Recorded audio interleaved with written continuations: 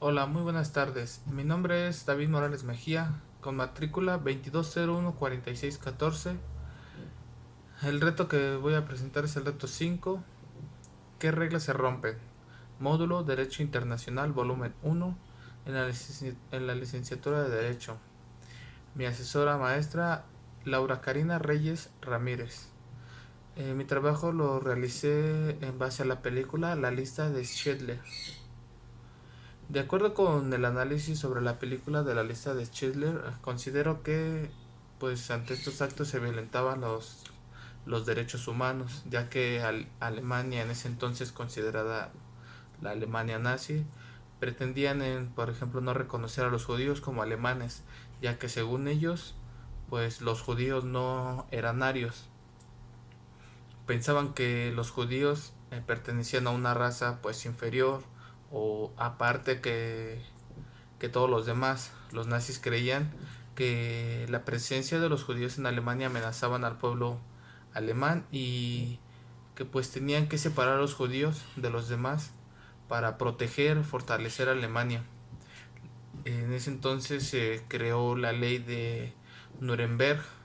Fueron, por ejemplo, un paso importante para alcanzar esa meta, la ley que definía a los ciudadanos como aquellos que fueran de sangre alemana o con parentesco alemán.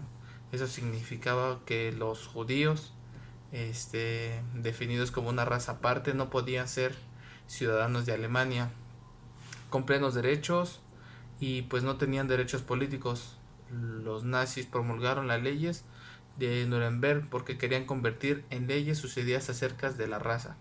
Creían pues que en la falsa teoría de que el mundo estaba dividido en razas distintas que no son igual, que pues a lo mejor y no, ellos creían que no eran igual de fuertes o valiosas. Los nazis consideraban que los alemanes eran miembros de la raza aria, que supuestamente pues eran superiores, y consideraban que la denominada raza alemana era pues más fuerte que todos los demás.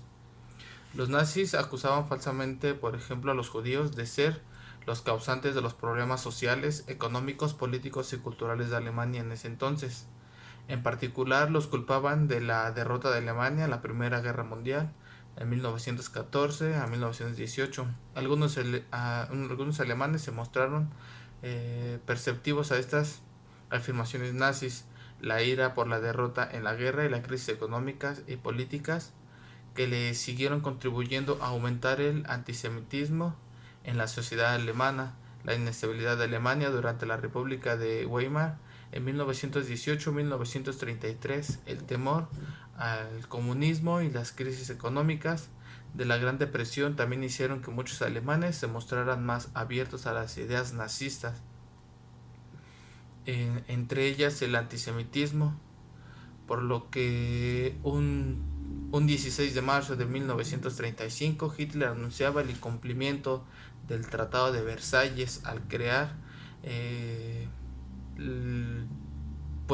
al crear las Fuerzas Armadas Alemanas, también denominadas Wehrmacht.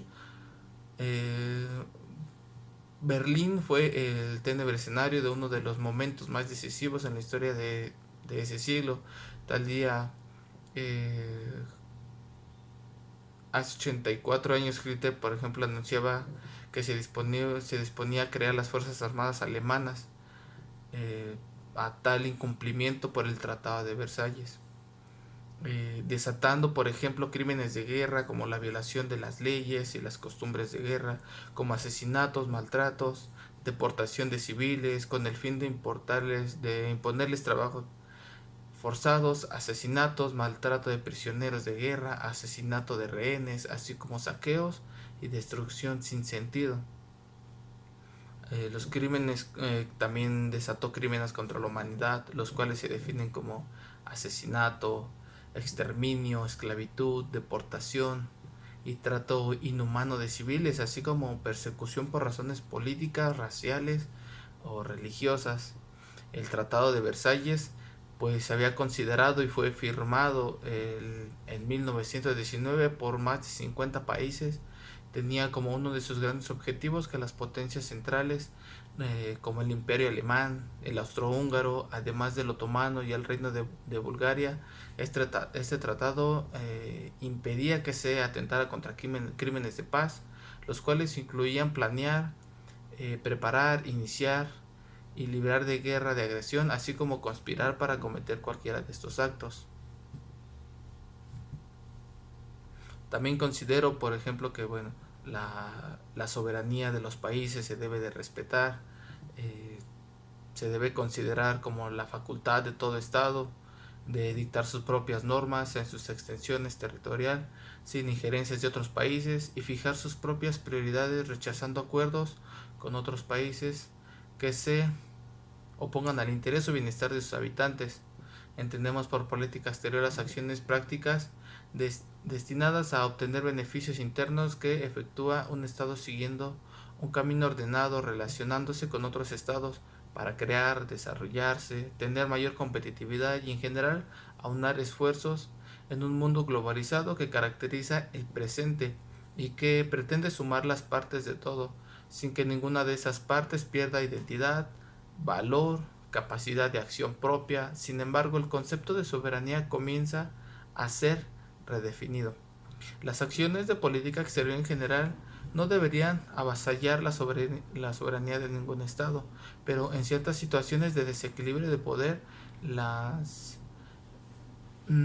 estados más fuertes se imponen para los más débiles, estableciendo condiciones que atenten contra la soberanía interna de cada estado, tal como ocurre, por ejemplo, en la relación política exterior entre Estados Unidos y México. En otras situaciones, libremente los estados ceden parte de soberanía para velar por los intereses de totalidad de los países miembros, como ocurre en la